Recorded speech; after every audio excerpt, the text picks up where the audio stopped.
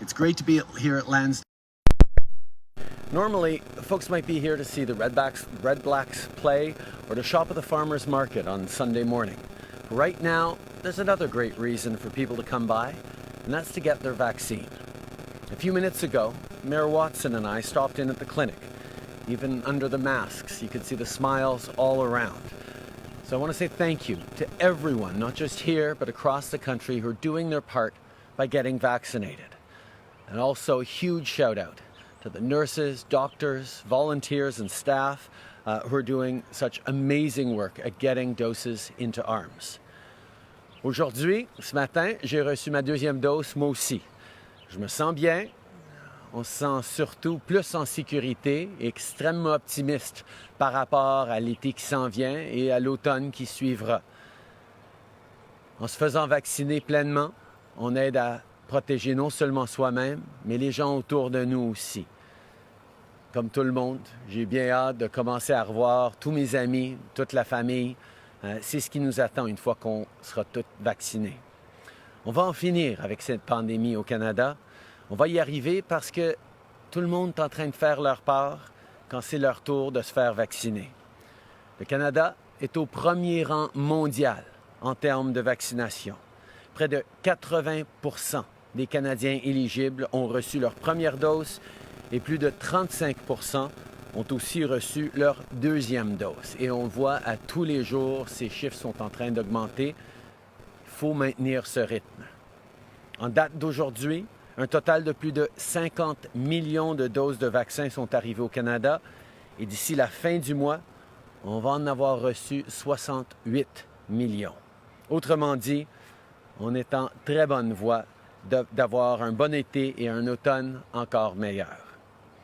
We're on the right track to end this pandemic in Canada. That said, we're not quite out of the woods yet. Let's take a look at what's going on in Yukon. Despite being at over 86% of eligible people with a first dose and over 76% second dose fully vaccinated, they're facing their biggest spike in cases right now since the pandemic began. This is a reminder that we all have to keep being careful and get as many people vaccinated as soon as possible. Minister LeBlanc has spoken with Premier Silver, and we're working with the territory on whatever we can do to help. Peu importe où vous vivez, on sera là pour vous pendant la crise. Que ce soit à cause de votre deuxième dose de vaccin ou parce que vous pouvez rouvrir votre petite entreprise, il y a bien des moments d'être content en ce moment. Et ça, c'est important. Mais on ne peut pas oublier que pour beaucoup trop de gens au pays, les dernières semaines ont été difficiles. I know we're all thinking of British Columbians right now in Lytton, where wildfires have devastated the town and across the province with the extreme heat wave. Yesterday, I talked to both Premier Horgan and Acting Chief Haugen of Lytton First Nation.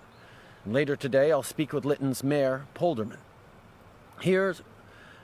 We are here as a federal government, as partners for whatever support people need.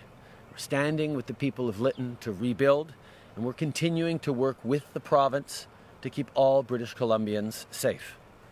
Later today, I'll be convening the Incident Response Group with ministers from my team to address the needs of communities in BC hit by wildfires and extreme weather, and to take a look at what we expect might be a very hot, very dry summer with many wildfires. As we do this, ministers will, of course, stay in close touch with all their provincial colleagues. On Wednesday, news also came in from BC that more unmarked graves had been found near a former residential school. To everyone in Ktunaxa Nation and to all survivors, families, and Indigenous people, we're here for you. I can't imagine your grief and your pain. We will work with you day in and day out on whatever you need to heal. On that note, yesterday I had the chance to speak with Phyllis Webstad. Phyllis is the founder and executive director of the Orange Shirt Society, which raises awareness about the legacy of the residential school system. In fact, it was her story as a survivor that started the Orange Shirt Initiative. She told me how important it is that all Canadians know what happened at residential schools. I want to recognize Phyllis's courage and leadership. People like her right across the country are leading the way forward. They're sharing their stories, and we must continue to listen. We must acknowledge the truth, and we must stand as partners and allies in building a better future. Chaque fois qu'on fait la découverte de nouvelles tombes anonymes, on doit devenir encore plus déterminé à faire mieux en tant que pays. Non seulement on doit réparer les torts du passé, mais on doit aussi mettre fin aux injustices qui existent encore de nos jours. C'est inacceptable que les Premières Nations, les Inuits et les Métis vivent encore du racisme et de la discrimination dans nos systèmes de santé. C'est inacceptable que la mort de Joyce Echequan soit survenue ici, dans un pays comme le Canada. Tout le monde doit pouvoir aller à l'hôpital ou voir un médecin en étant certain de recevoir les soins et le respect qu'il mérite. Alors, en partenariat avec les peuples autochtones, on agit pour que ça change.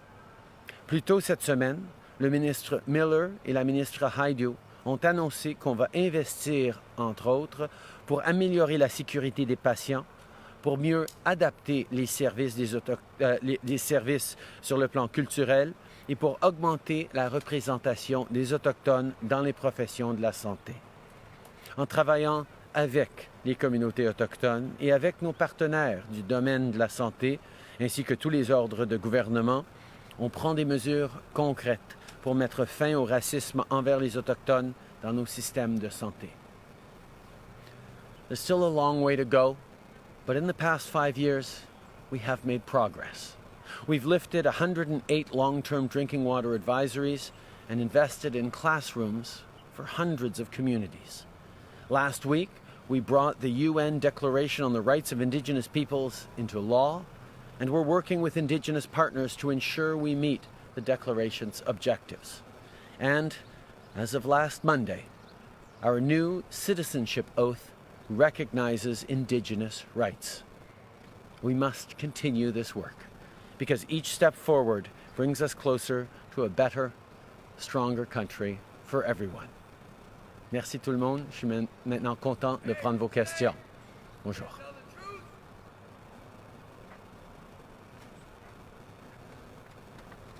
Morning, Mr. Prime Minister. Chris Nash, CTV News. Will you be sending in the army to Lytton? Will there be funding and support and compensation? What is the federal government doing exactly to help the people in BC? I have spoken with Premier Horgan yesterday. Our ministers have been talking directly with their partners, whether it's... excuse me. Yeah. We have to recognize that there are people who are hurting and have been hurting. And that's exactly why we need to continue to pledge ourselves every day to do better.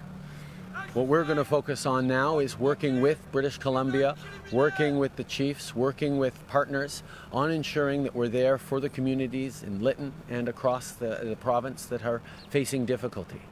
Minister Sajjan has been in touch with his colleagues out west.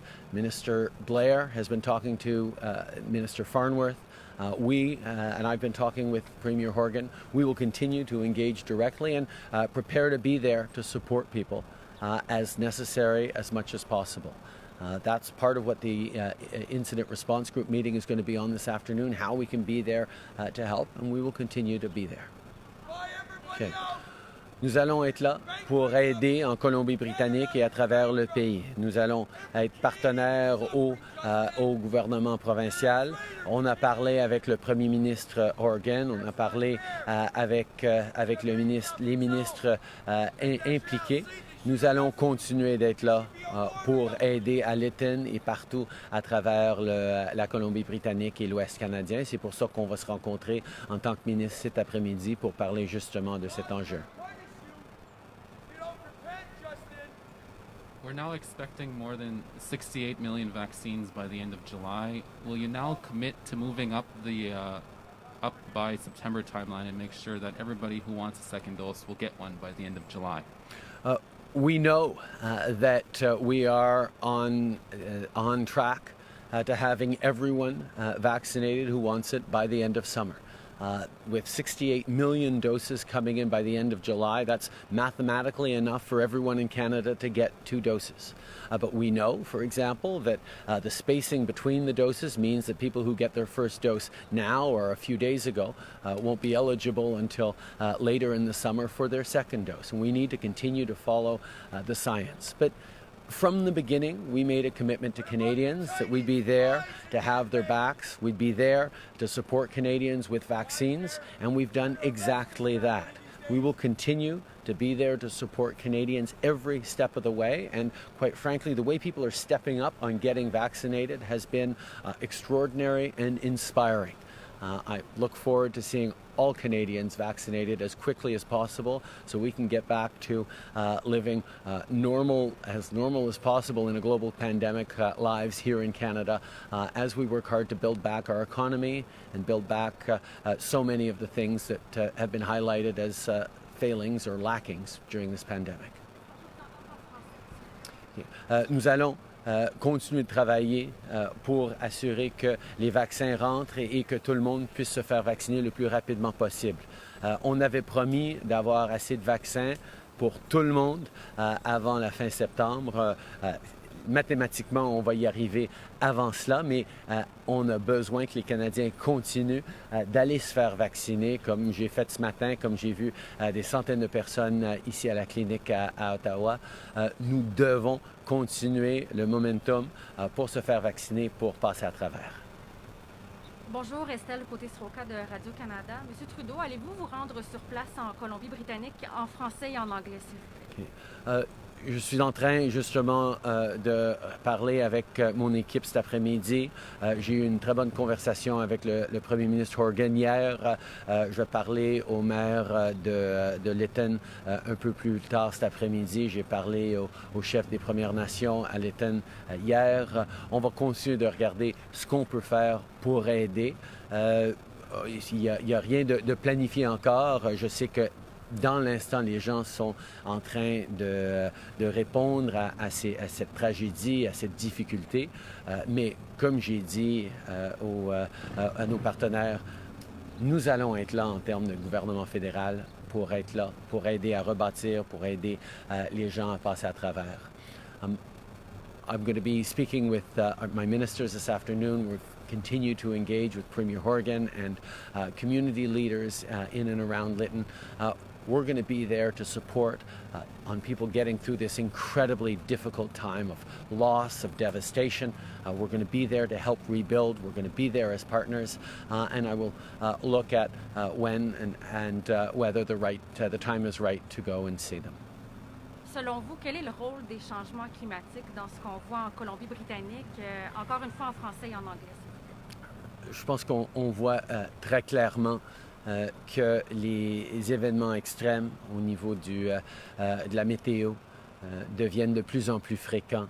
On ne peut pas passer sous silence la réalité que les changements climatiques ont des impacts dévastatrices à travers la planète. C'est pour ça que depuis bien des années, nous travaillons pour contrer les changements climatiques, pour réduire les émissions, pour investir, pour contrer les inondations et les feux de forêt. Nous sommes en train de travailler là-dessus, mais il y a encore beaucoup plus à faire. Mais pour aujourd'hui, mes réflexions sont vraiment avec la communauté, avec les gens qui ont été dévastés par ces feux. Mais je pense évidemment ça prend des réflexions sur l'adaptation, sur la mitigation des effets des changements climatiques. I think obviously today our thoughts are mostly with families that are grieving, that are facing terrible loss. But of course, we also have to reflect on the fact that extreme weather events are getting more frequent, and climate change has a significant role to play in that. We need to continue to commit ourselves every day to reducing our emissions, to showing global leadership on climate change, as we have by putting a price on pollution right across the country. There's going to be much work we need to do, both on fighting climate change and on protecting people as we adapt and mitigate the impacts of climate change on our communities. That's why, in terms of investments in infrastructure, we've made billions of dollars of investments in flood mitigation, in adaptation measures to support communities facing a reality of a changing climate. Good morning, Prime Minister. Ashley Burke, CBC News.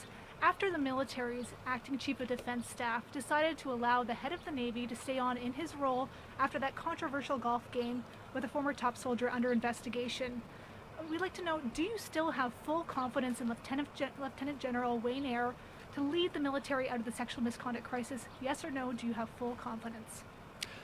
I have confidence in the acting chief of staff. Chief of defense staff.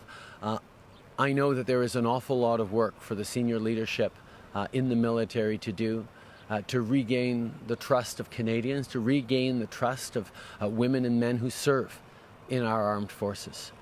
They deserve to be in a work environment that supports them, that is there with resources when unacceptable actions happen, but also in an environment that is transforming its culture from one that tolerates misogyny and discrimination to being one that is worthy of the extraordinary women and men who step up and choose to serve their country. There is much work still to do, and we will continue doing that work together. And Alberta this week announced that it's going to be doubling its funding to help protect churches from vandalism and violence. But the Federal Security Infrastructure Program stopped taking applications last November. I know that there is new funding in the budget, so when will the program start taking applications again? And if I may, as a Catholic, what's your reaction that houses of your faith are being targeted for the church's role in the residential school system? As you know, Ashley, we have put in place a security infrastructure program that partners with places of worship to be able to put in cameras and security systems to keep those institutions safe from what is unfortunately a rise of intolerance and racism and hatred that we're seeing across the country. And certainly we will continue to roll out those funds in partnership with community centers, religious institutions, and others that need that protection.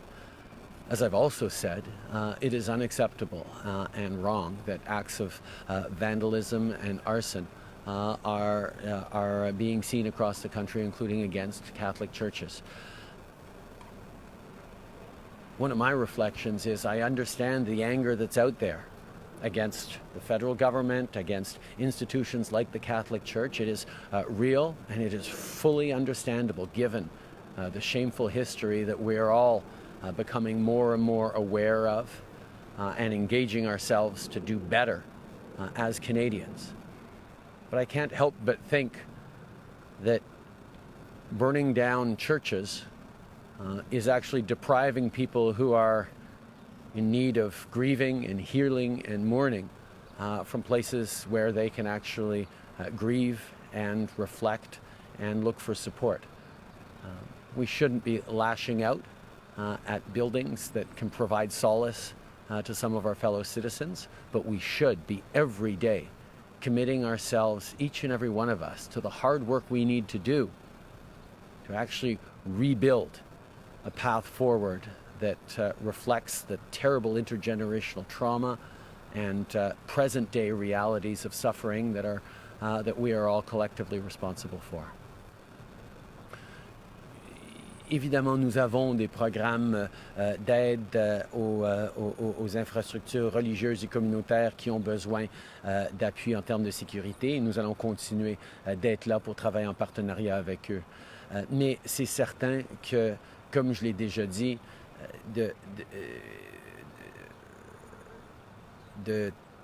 d'articuler la déception et même la furie que certaines personnes ressentent de façon tout à fait légitime pour le passé et le présent que nous sommes en train de vivre, de l'articuler en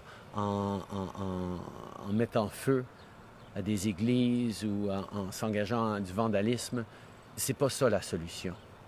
Je pense particulièrement à toutes les personnes qui souffrent, qui ont mal, qui ont énormément de peine maintenant et qui pourraient profiter de leur foi pour leur donner un petit peu de répit ou d'appui dans ces moments difficiles, mais qui ne pourront pas parce que des églises ont été brûlées. Je pense que ce n'est pas la voie sur laquelle nous devons être en tant que Canadiens. Nous devons nous écouter, nous devons comprendre les émotions fortes que les gens vivent, mais nous devons faire le travail difficile de rebâtir en mieux cette société et cet avenir pour tout le monde au Canada. Prime Minister Michael Couture of Global National, I'll ask you to answer in English and in French. Picking up on what you're talking about with walking that road to reconciliation, yesterday at a number of demonstrations, you could hear the anger and the frustration from Indigenous communities. A lot of it was pointed at you and your government, and they are saying that you have not done enough to mend the relationship with those communities. Regardless of what you listed earlier today with your accomplishments, they still fall short of campaign promises. So how much responsibility do you personally take for the anger that is being felt in Indigenous communities now? I think the anger, as you say, is real. People have gone decades and even generations living with intergenerational trauma, with outcomes and institutional racism that has created extreme difficulties for Indigenous peoples across this country that are also the legacy of residential schools. We all have a responsibility to go, and I certainly wish we could have finished with reconciliation in 5 or 6 years. And certainly, as you point out, we have done an awful lot as a government to set down that path of reconciliation. But there is an incredible amount more to do. And it has to be done in partnership, and it has to be done first by listening and understanding the anger and the disappointment. Even as I was speaking with people who chose to wear red and white yesterday instead of orange, they were reflecting on how their fellow citizens are hurting, how we need to respect and understand that not everyone felt like celebrating yesterday. Celebrating was the last thing on the minds of many, many people in this country for whom we need to do better, that we need to approach the work of building this country back and better together. So we all have a role to play, we all have responsibilities, and that's the work that we need to do. Je pense que c'est certain quand on voit les émotions fortes que les gens ressentent, que les gens ont exprimées hier et depuis bien des jours et même des années. Leur déception sur le travail qui reste à faire. C'est certain que j'aurais voulu en finir avec le traumatisme et la réconciliation en seulement 5 ans. Mais ça ne se fait pas aussi rapidement que ça. Oui, on a fait des avancées importantes et on a fait des investissements extraordinaires, mais en même temps, il reste énormément de travail à faire. Et je pense que ce qu'on est en train de vivre maintenant, c'est un moment où tous les Canadiens reconnaissent que ce n'est pas juste à un gouvernement de tout régler ça. C'est à nous tous, en tant qu'individus, en tant que membres de famille, en tant qu'employeurs, en tant qu'employés, en tant que Canadiens, de faire partie de la solution. Puis ça va prendre du temps. Ce qui a pris des générations et même des siècles pour briser comme relation entre les Canadiens autochtones et non autochtones, ça va prendre plus que juste quelques années pour tout régler. Alors je comprends tout à fait ces émotions, je les respecte, mais je sais, par avoir eu des conversations avec des gens qui célébraient la fête du Canada, mais qui réfléchissent aussi à tout le travail que nous devons faire ensemble, qu'on a du travail à faire ensemble et qu'on va le faire. For a follow-up, I want to come back on the military misconduct question and also ask you to repeat in French, if you don't mind. When Military Ombudsman Gregory Lick raised serious concerns about the military structure, you said that changes were coming. We just got word that the U.S. is announcing specific action on the prosecution of sexual assault in their military, removing it from the chain of command. So, given that Madame Arbour's final report could take well over a year, are you committed to releasing a plan to create an independent reporting structure this summer? It's important to highlight that, yes, We have asked Justice Louise Arbour to lean in on what it is that we need to do as a country to ensure that the culture in our military is transformed, that the measures in place make changes. But Madame Arbour and I both absolutely agree that we can't wait a year for that final report. And that's why she will be offering up suggestions and recommendations as we move forward, as soon as they come forward on things that we can do to make sure that we are putting an end to the culture that accepts and tolerates misogyny and discrimination within our armed forces, because the women and men who serve in our armed forces deserve much better than that. Vous faites bien de souligner que Mme Arbour fait un travail extrêmement important pour établir une nouvelle approche, une nouvelle culture dans nos forces armées. Mais on est tout à fait d'accord qu'on ne peut pas attendre un an avant de commencer à agir, attendre le rapport final. C'est pour ça que Mme Arbour va continuer de partager au fur et à mesure qu'elle fait le travail avec nous des recommandations, des actions qu'on peut mettre en place immédiatement pour transformer la culture de nos forces armées, parce que la réalité, c'est que les hommes et les femmes qui servent dans nos forces armées méritent bien mieux que ce qu'ils ont maintenant en termes de culture qui les entoure dans les forces. Hi, Prime Minister. Stephanie Taylor with the Canadian Press. And if you could answer in both French and English, that would be appreciated. When quarantine rules lift or change on Monday for fully vaccinated Canadians, is there any concern on your part that that could lead to a large number of people trying to come into Canada who aren't actually eligible? And how will the CBSA be able to handle this influx? I think every country establishes rules around who can come into their country or not, and we have well-established systems in place that look at passports, that look at visas. That is not necessarily a concern because we have extraordinarily capable people at the borders to enforce those issues. I think it's really important that we are moving forward on allowing people who are currently allowed to come into Canada under the strict travel restrictions we've had in place for over a year to be able to do so and not have to quarantine anymore because they're double vaccinated. For others, we will be looking at how this works before we open up to next steps, but we will continue to put first and foremost the safety and security of Canadians at the top of everything we do. Because that's what Canadians expect. Je pense que oui, on va prendre des mesures à partir de lundi prochain qui vont permettre à plus de gens de voyager. Les gens qui peuvent actuellement venir au Canada, c'est-à-dire les citoyens, les résidents permanents, ceux qui ont des exemptions spéciales, vont pouvoir arriver et s'ils sont doublement vaccinés, pleinement vaccinés, ils vont pouvoir ne pas avoir à faire leur quarantaine de 2 semaines. Mais pour les prochaines étapes, on va continuer de regarder les données qu'on recueille par rapport à ce nouveau changement. On va continuer à mettre au cœur de tout ce qu'on est en train de faire la sécurité et la santé des Canadiens.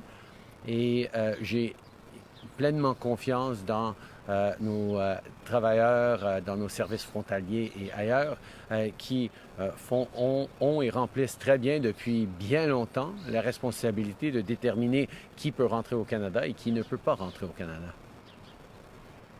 Thank you. Canadians still don't know when we might see some movement and opening with the U.S. border. I'm wondering and hoping you can provide an update to Canadians about how talks with the United States are going on that front, and specifically given how more and more Canadians are getting vaccinated, hospitalization rates appear to be dropping and hopefully will continue that way. At this point, do you anticipate having to keep the border with the U.S. closed to non-essential travel past July 21st? First of all, as you well know, we continue to work very closely with the United States to make sure that we're aligned in our approach and keeping both our citizens, our citizens safe while ensuring economic opportunities and trade continues uninterrupted as it has over the past year and a half, despite the border being closed to 90% of all travel. Canadians, as of Monday, will be able to start traveling again if they're fully vaccinated and not have to quarantine when they come home. That is a significant step. And Canadians are going to benefit from that when we start reopening. So Americans and others who are fully vaccinated to come into Canada will depend on how this goes, on the data we collect, on how we're able to keep Canadians safe even as we make adjustments to the rules and as travel volumes inevitably increase. Every step of the way, we're going to make sure we're keeping Canadians safe. I know people are impatient to suddenly get back to normal, but we're not there yet. As I pointed out, the Yukon is up in the mid-70s in terms of full vaccination.